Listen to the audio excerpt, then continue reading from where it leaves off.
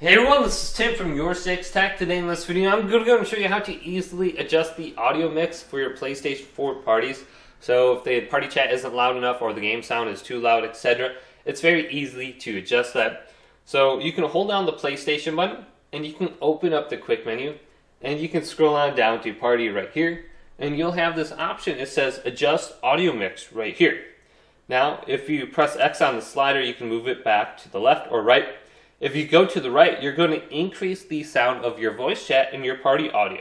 So if we go to the left now, we can go to the game sound and make the game sound louder. Now, if a specific person isn't loud enough, you can go to their name and you can select X on it. And if I had another person in the party, there would be an option to mute their voice chat, or there would be a slider to increase or decrease the sound of their voice. So you can't do that on your own profile, but if it was a different profile, you'd get a slider option right here. So you can have one person louder and then one person softer too, if their microphone volume sensitivity is set differently. Then you have this option to chat audio. You can prioritize the party, or you can switch on over to the game chat.